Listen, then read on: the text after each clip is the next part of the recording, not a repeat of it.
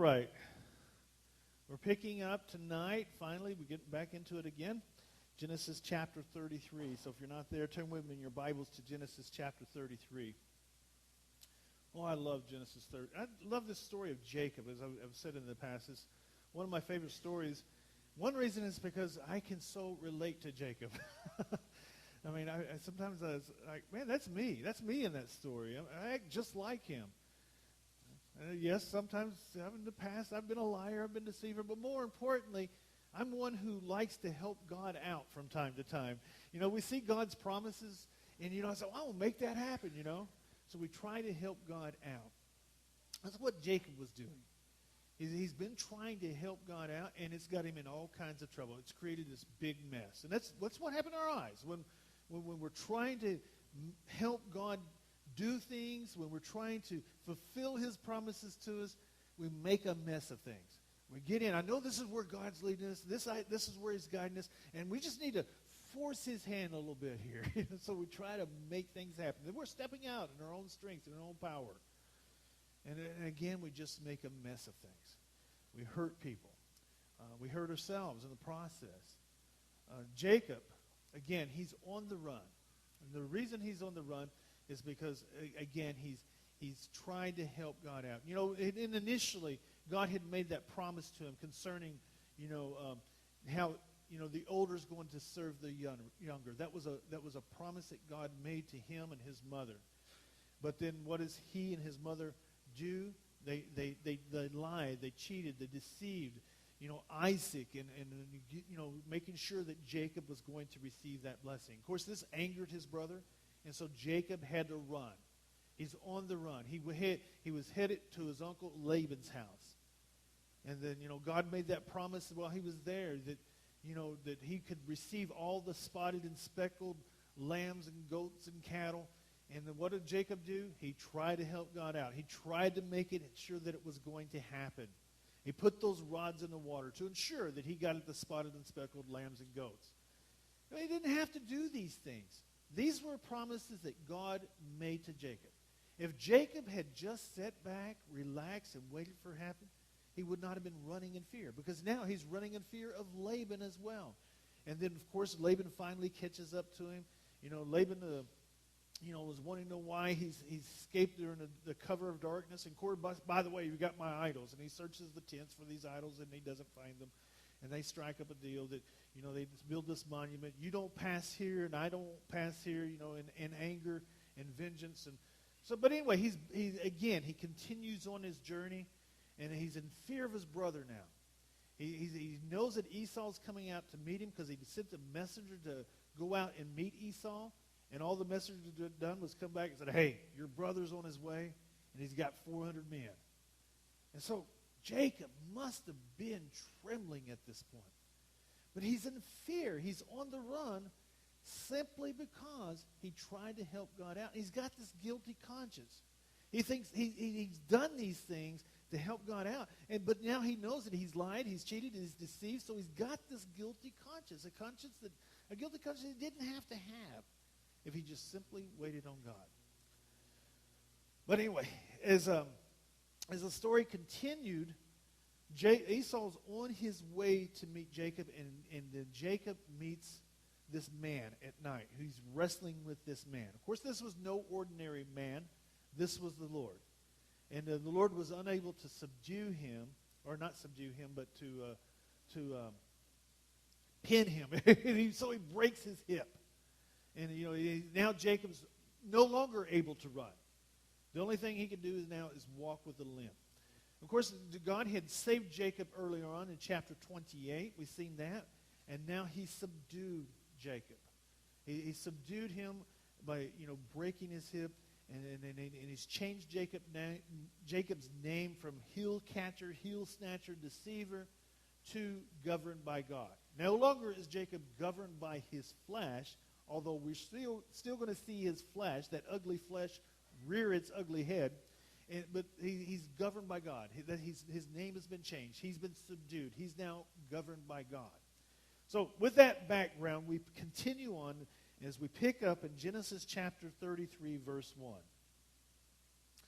It says, then Jacob lifted up his eyes and looked, and behold, Esau was coming, and 400 men with him. So he divided the children among Leah and Rachel and 2 maids.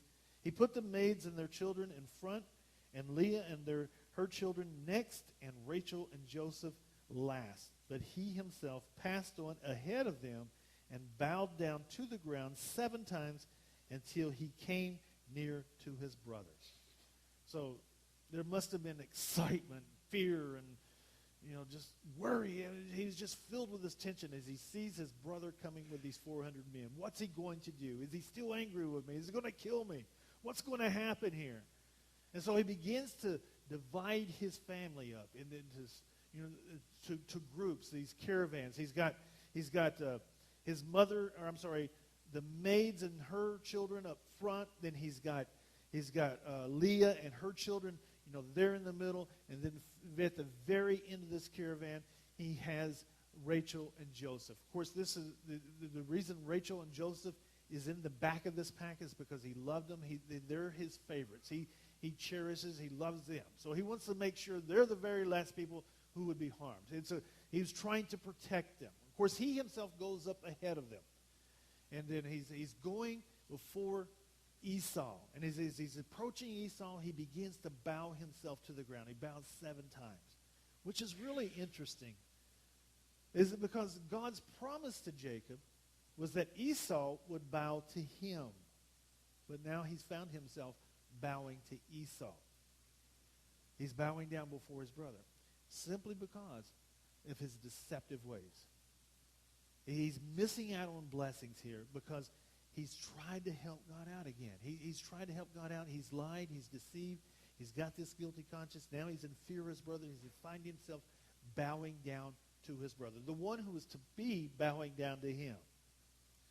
So, continuing on, it says, then Esau ran to meet him and embraced him and fell on his neck and kissed him. And they wept. He lifted up his eyes and saw the women and the children and said, who are these with you? So I'm sure he was expecting something else to fall on his neck, maybe a sword. But that's not what happens. All this fear, all this anxiety was for naught. Because now Esau's running up to him. He's embracing him. He's kissing him. They're reunited. They're not trying to make up for the past or trying to fix the past. They're letting the past be in the past. They're just embracing one another. And so all this fear and anxiety must have been lifted at this point. Esau, they're united now. And then, of course, Esau says, what are these? He's speaking about his family. So he said, the children whom God has graciously given your servant. The children, he's got a handle on this grace finally, right? He said, this is what God has given to me. I would hope that at this point he realizes everything he has was by God's grace. God's grace is it's an unmerited, unwanted, or unwarranted favor. Grace is getting what you deserve. Justice is getting what you deserve. We all deserve justice, or judgment, should I say. We all deserve death, but God has, he's poured out his grace upon us. And grace is getting what we don't deserve. Jacob is realizing that anything he has now, his family, all of his possessions, is by God's grace. God has given this to him. At least that's what it looks like in the beginning here. But we continue on. Then the maids came near with their children, and they bowed down. Like Leah likewise came near with her children, and they bowed down. Afterward, Joseph came near with Rachel, and they bowed down. And he said, what do you mean by all this company which I have met? He said, to find favor in your sight, my Lord. To find favor in your sight. I've given you all this treasure here that's come up before my family. I've given all that over to you because my hope is to find favor in your sight. I want to bless you so that I might find favor, so that I might find grace. That's oftentimes how we're approaching God, isn't it? We're trying to earn his grace. We're trying to earn his favor.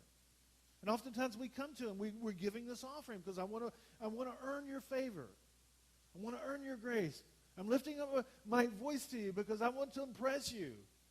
Or I'm doing this at the Salvation Army because, I want to earn your favor. I'm gifting to you because I want to earn your favor. That's what Jacob is doing at this point. He's trying to appease Esau. We thought we understood grace. But now here we find him trying to earn this grace. Verse 9, it says, "But Esau said, I have plenty, my brother. Let what you have be your own." You don't have to earn my grace. You don't have to earn my favor. If Esau, being a picture of the flesh, can understand this, then why can't we understand this as Christians? Why can't we get this? And Esau is able to recognize this. How much so our Lord? If he understands that this is not the way it works, so we're coming to the Lord. We're trying to bless him, or trying to give to him, trying to earn his favor, and it's like this is not the way it works. Listen to what the Hebrew writer writes. Hebrew chapter 4, verse 16.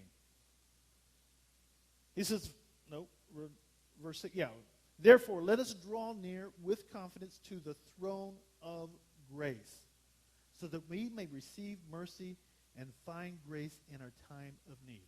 The throne of grace. We go into God's presence, not with our gifts, not trying to earn our way into his presence. We can boldly enter into his throne room at any time, at any point, because it's the throne room of grace. For some reason, for whatever reason, we think that we've got to earn our way into it. We think that our giving, that our worship, that our serving is a responsibility. But sometimes we got it in our mind. This is my responsibility. But it's not about responsibility. It's about response.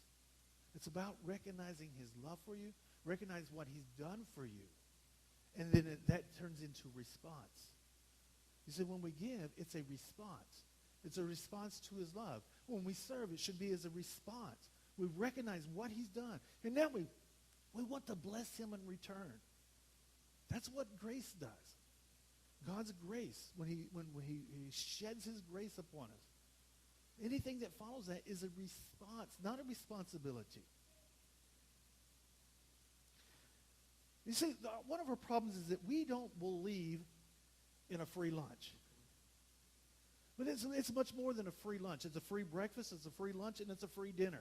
That's what God is offering to us. Listen to what Isaiah writes. Isaiah chapter 55, verse 1. He says, "Everyone who thirsts, come to the waters.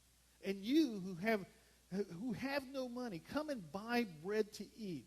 Come and buy wine and milk without money, without cost. Come and just receive this. Receive all of my riches without cost." God has made the way for us to come into his presence. And it's not based upon anything we do, but solely based upon what he has done. That's the uniqueness of Christianity. Every other religion, he says you got to pray your way, you got to chant your way, you got to do your way into the presence of God. Only Christianity says it's by grace, by God's unearned favor. Verse 10, it says, "Then Jacob said, 'No, please, if now I have found favor in your sight, then take my present from my hand, for I see your face as one who sees the face of God, and you have received me favorably.'" So he's kind of waffling here. He's kind of going back and forth, isn't he? First he says, this is God's grace upon my life. And then suddenly he's trying to earn some grace here. And then finally he says, no, it's not about that. It's because you've shown me favor that I want to bless you. And that's our relationship with God, because he's shown us favor. It's a response. We want to bless him because he's already blessed us. But, this is everyday life. This is why Jacob reminds me of so much of myself. Or it's because oftentimes I forget that, Of course, it's the flesh, raising its ugly head. One minute I recognize this is the grace of God. Anything I have now is the grace of God. But the next minute I think I've got to earn his favor. Is it fine? No. I got it. He's already blessed me. I'm just walking into these blessings. We're all like that. He says, please take my gift with which has been brought to you, because God has dealt graciously with me, and because I have plenty. Thus, he urged him, and he took it. So Esau takes his gift. He finally takes the gift. He urged him and said, no, this is God's grace. I'm abundantly blessed. I want you to have this. I want to bless you. And Esau finally takes it. Then Esau said, let us take our journey and go, and we will go before you. And I will go before you. He said, let's travel together. Let's move on out from here. Let's move on together. But he said to him, my Lord knows that the children are frail, and that the flocks and herds which are nursing are a care to me. He said, I'm worried about these. I got these little baby flocks, and they're just nursing. They're just, I don't want to push them, he goes on to say. He said, if they are driven hard, one day all the flocks will die. Please let my Lord pass on before his servant, and I will proceed at my leisure according to the pace of the cattle that are before me, and according to the pace of the children, until I come to the land of Seir. He says, look, I know that you want to travel with me. He says, but here's the deal. I've got all these, these baby flocks. I got these children. And he says, man, if I keep driving them, if I drive them like this, then they're going to die. So he urges him to go on. Go on up to the land of Seir. He said, I'm going to meet you at Seir. But here's the deal. As we move on here, we see that Jacob does not go to Seir. He avoids it altogether. So we see this deception once more. He's basically lying to Esau. Now, he has his good reasons. Seir means goat. It could mean demon. It could mean tempest. So in a way, I kind of see Jacob learning his lessons. He don't want to be unequally yoked again. It was a disaster when he was yoked with Laban, this man of the world. And everything, it was a big disaster. He got rich in the process, but he knows that won't work out, especially if he's hooking up with his brother Esau. So in one way, he's like, no, I don't want to go through that again. But again, by way of lying deception, he sends his brother on his way. Esau said, please let me leave with you some of the people who are with me. But he said, what need is there? Let me find favor in the sight of my Lord. So Esau is a really good guy at this point, isn't he? He had cause to kill Jacob. He had a good reason, but he's forgiven Jacob, it seems like. He's moved on from the past. He's not holding this grudge. He doesn't have this root of bitterness. And not only that, he's offering to protect his brother. In today's society, we'd say, man, this is a really refined fella. This is a good guy. Surely he's saved. Surely he's going to heaven. But listen to what the Hebrew writer says about him. Hebrews chapter 12, verse 16. He says, we're picking up verse 15. It says, see that no one comes short of the grace of God, that no root of bitterness springing up causes trouble, and by it be defiled. That there be no immoral and godless person like Esau, who sold his birthright for a single meal. For you know that he, even afterwards, when he desired to inherit the blessing, he was rejected, for he found no place for repentance, though he sought for it with tears. So, though he sought for this blessing with tears. See, it doesn't matter how good a person is. My neighbor, man, he's a really good guy. When I was sick, he mowed my lawn. Then when I was short of cash, he offered up some cash to pay some of my bills. Surely, God's not going to reject a person like this. Well, he rejected Esau. Even though Esau had forgiven his brother Jacob, even though he was offering this protection. Because it's not based upon good works. Anything we do is not based upon good works. Or our salvation is not based upon good works. Esau will not be in heaven because he rejected his birthright. He sold his birthright for a bowl of soup is what it boils down to. The birthright was, of course, to be in the priest of the family. He's to be the head of the family. He's supposed to be the one with the relationship with God. He wanted the blessing, but you see, he had rejected the relationship. He was so desperately wanted that blessing. But he didn't want to be in a relationship with God. You see, the blessing only comes through the relationship. And Esau rejected that. Jacob, who's this liar, who's this deceiver, who's even lying in our text at this very moment, was a blessed man because he sought that relationship with God. He had that blessing because he was in this relationship with God. See, it's not about how good or bad little boys and girls we are. It's about our position in Christ Jesus. It's about our relationship with him. That's where the blessings are found, in him. Now, our flesh will oftentimes keep us from experiencing those blessings to the fullest, like Jacob here. You know, he wasn't able to experience these blessings to the fullest, but he was a saved man. He was a man who was on his way to heaven because he wanted that relationship with God. Verse 16, so Esau returned that day on his way to Seir. Jacob journeyed to Succoth and built for himself a house and made booths for his livestock, and therefore the place is called Succoth. Succoth means tent town. That's what it basically means, tent town. And we kind of see Jacob settling down at this point. He's supposed to be on his way to the promised land, but he's settled down. He's built a house. But the house is on the wrong side of the river. You know, he's supposed to be moving on to that promised land, but he's settled down in the world. But it's only temporal. It's only temporal. It says, now Jacob came safely to Shechem. So he's finally made it into the land of Shechem, which is in the land of Canaan.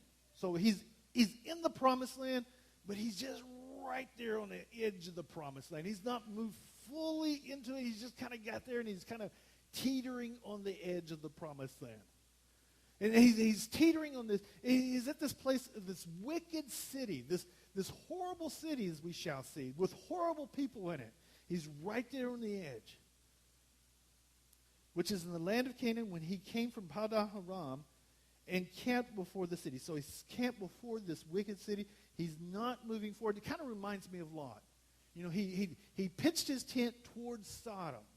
Well, what eventually happened? He ended up moving into Sodom. And all kinds of horrible things took place. And that's what we're going to see happening here. He has his children. He's pitched his tent toward this horrible city. He's not moving on into the promised land. He's on the right side of the river, but he's kind of teetering there. He's kind of hanging out there. And he's going to be experiencing evil as a result.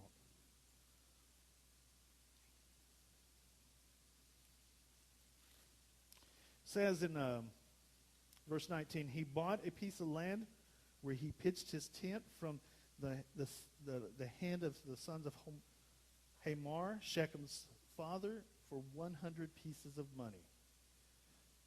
Then he erected there an altar and called it Elohi Israel. So he's recognizing that God has, although he's pitched his tent toward this evil city, he's recognized that God has fulfilled his promise. The promise that he made in chapter 28, that he would bring him back into this promised land. This land that he promised to all of his descendants. He's finally made it back into the promised land, and so he's building an altar. He's worshiping God. He's giving praise to God. The problem is he needs to be moving even deeper into this promised land, but he's teetering right there on the edge. Something's caught his eye here, and so he settled down in the place he ought not to be settling down. Verse 34. Now Dinah, the daughter of Leah, whom she had borne to Jacob, went out to visit the daughters of the land. I can imagine why Dinah wanted to do this. Could you imagine being raised up with 11 brothers? You know, it's like Man, I'd like to be around some women folk. You know, these guys, there's a little too much testosterone going on here. I really need to get out. I need to visit the daughters of the land. So she has this desire to go out and visit the daughters, but she makes a huge mistake. In that land, especially in that culture, women did not need to travel alone. They needed to be under the cover of a husband or a brother. You know, they needed that protection. This was an evil land. It was just filled with ugliness. But picking up verse 2, it says, when Shechem, the son of Hamor, the Hivite, the prince of the land, this spoiled little brat is basically what he is. He's the prince of the land. He's a spoiled brat. He's used to getting what he wants. And when it's not offered to him, he just takes it, as we shall see. Saw her and took her and lay with her by force. He raped her. He was deeply attracted to Dinah, the daughter of Jacob. And he loved the girl. Or he lusted the girl. That's basically what it boils down to. He didn't love her. He just raped her. And he spoke tenderly to her. Maybe that's going to make things better. Maybe she'll like me. Now that I've raped her, that I've had my way with her, I'll just speak tenderly to her. Surely she's going to like me now, right? So Shechem spoke to his father Hamor. Hey, Dad, I really want this girl, man. I've just raped her, and I really liked what I experienced with her. This is just a sick, sick culture. Get me this young girl for a wife. So this is just the culture then. And in this culture, it was okay for a man to have his way. And this is why Dinah should not have been going out by herself. But she did, and now this guy's taking advantage of her, this prince of the land, this spoiled brat. He's raped her, and now he's suddenly in love with her. He's got to have her. Of course, once he has her and he's married her, then he's probably going to do away with her. He's had it, he's had his fill. He just needs to fill this appetite he has. Now Jacob heard that he had defiled Dinah, and he went out on a rage. Sadly, he doesn't. I think one of Jacob's problems as we get deeper in this chapter, we're going to discover he's more concerned about what others thought of him. We moved into this land. This is the culture. We need to acclimate ourselves to this culture. Maybe that's what he's thinking. But some reason, I don't know why, I would have went berserk if something like this happened. I never had a daughter, but if I had a daughter, if I had a son and something like that, I'd be outraged. I'd just be crazy at this point. But, he's more concerned about others than the love for his daughter. And that's where we're getting in a culture. And we're lacking this love and this affection. So then he heard it that he had defiled Dinah, his daughter, but his sons were with the livestock in the field, so Jacob kept silent until they came in. It's like, he just kept silent. And then he tries to work out something. Then Hamor, the father of Shechem, went out to Jacob to speak with him. Now the sons of Jacob came in from the field. When they heard it, and the men were grieved, and they were very angry because he had done such a disgraceful thing in Israel by lying with Jacob's daughter. For such a thing ought not to be done. But Hamor spoke with them, saying, the soul of my son Shechem longs for your daughter. Please give her to him in marriage. Oh, he's so in love. Like this is going to make all the difference in the world. Yes, he's raped her, but understand, guys, he's just madly in love with her. He really wants her. Yeah, that's going to make things better, right? Nowadays, the sons of Israel are just enraged. How could they do such a thing? Dad's not doing anything. We've got to do something. Is the thinking that begins to take place in their minds.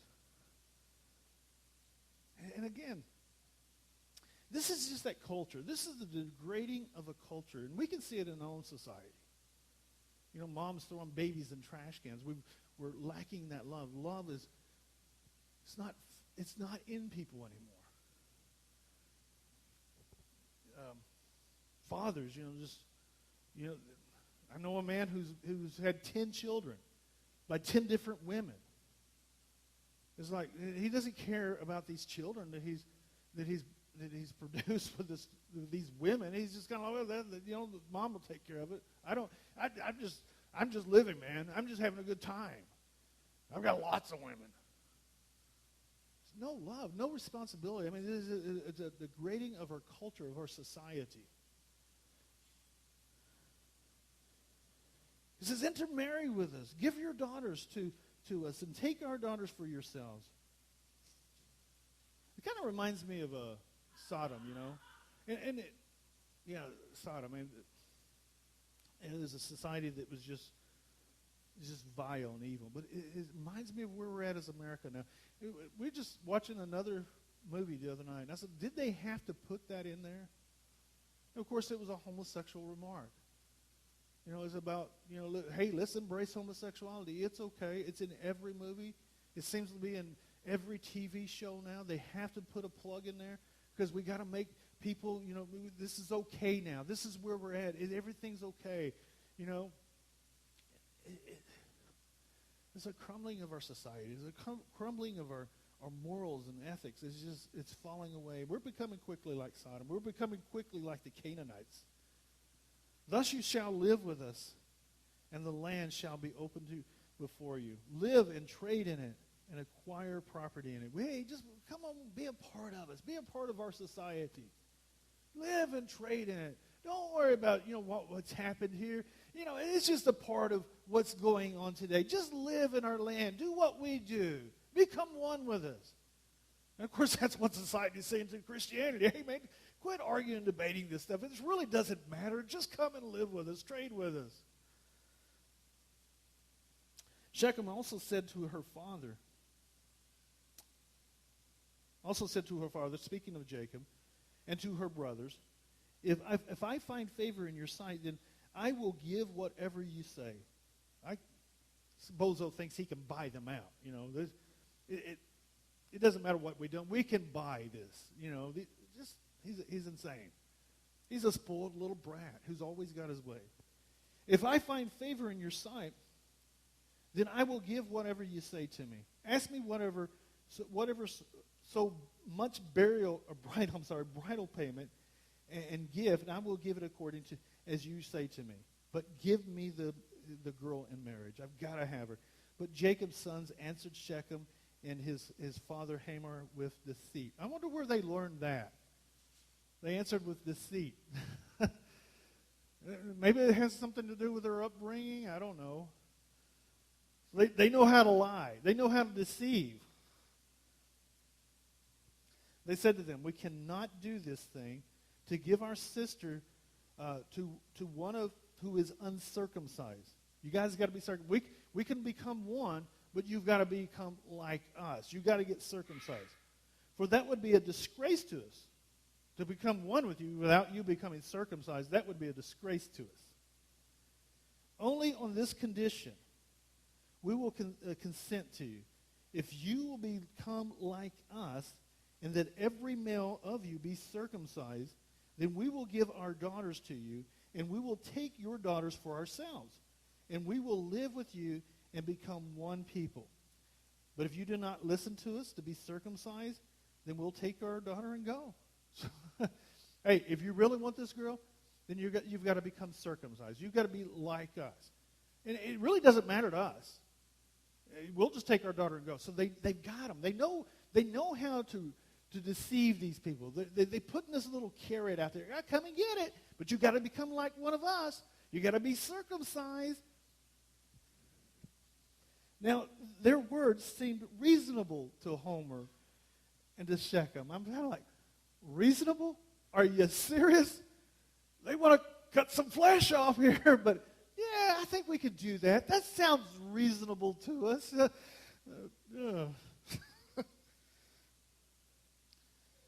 The young men did not delay to do the thing because he was delighted with Jacob's daughter. I mean, he's got to have this, and I'm willing to do whatever it takes. Now, he was more respected than all the household of his father. So Hamor, the son of Shechem, came to the gate of their city and spoke to the men of their city, saying.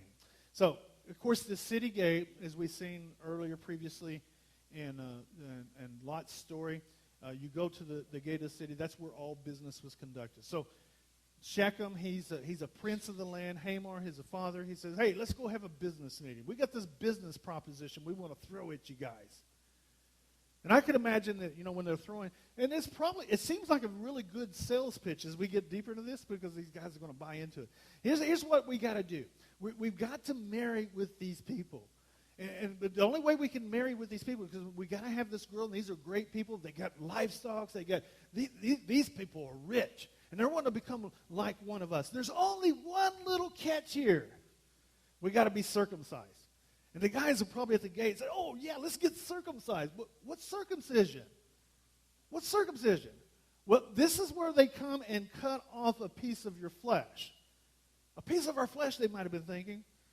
Yeah, a piece of your flesh. Oh, that sounds like a good idea.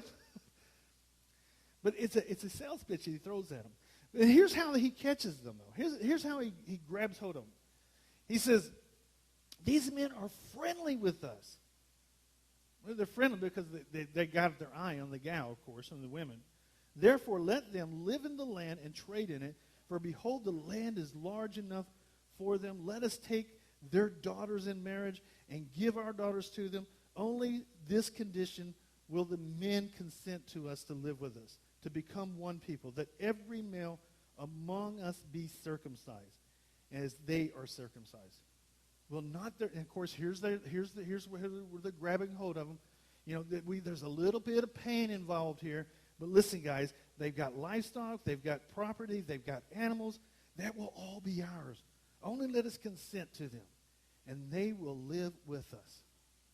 They got all this property, they got all this livestock. Just give in to this one little detail here, and it'll all be ours. And of course, that's what all the world is throwing at us as Christians. Hey, we've got all this property, we got all these goods, we got all this fun. Just give in on your morals and your beliefs here. Just become one of us.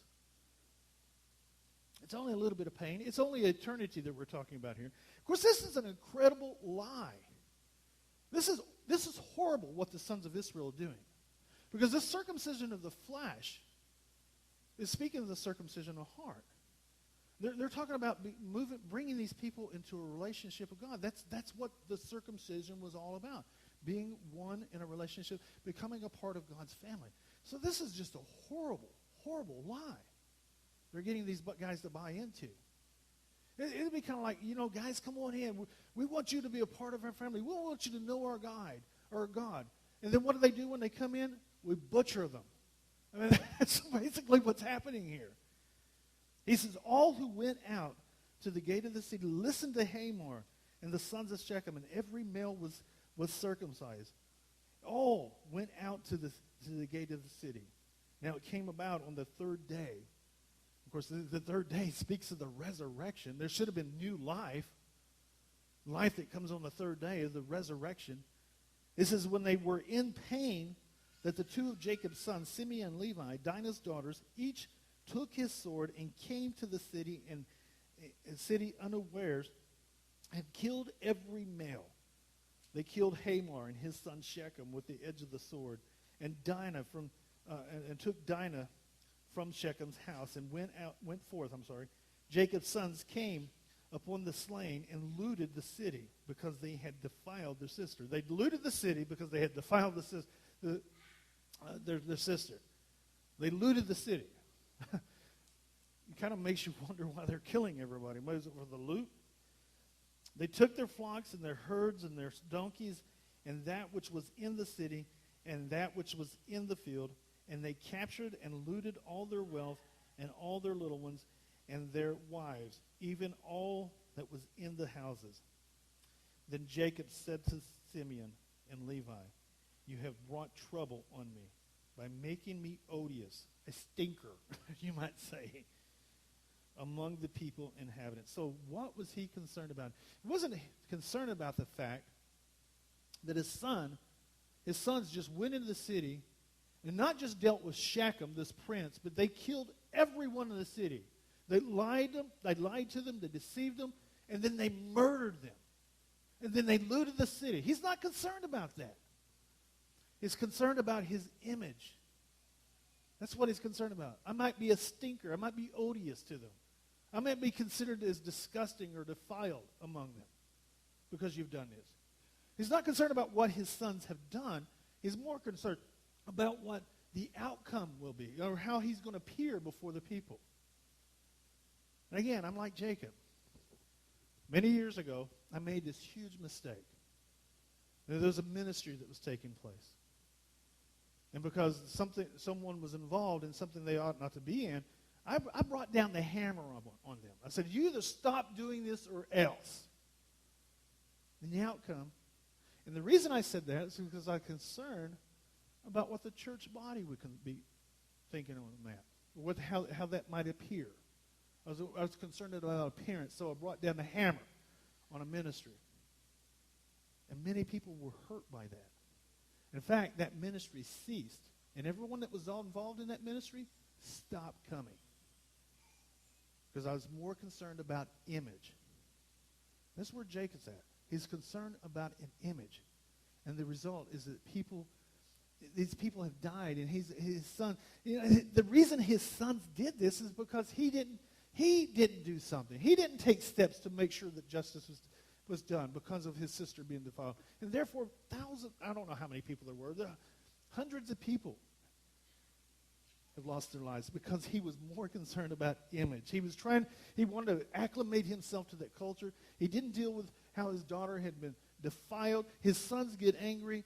They go in and just slaughter the community because he was concerned about his image. People die when their focus is upon yourself. There's death.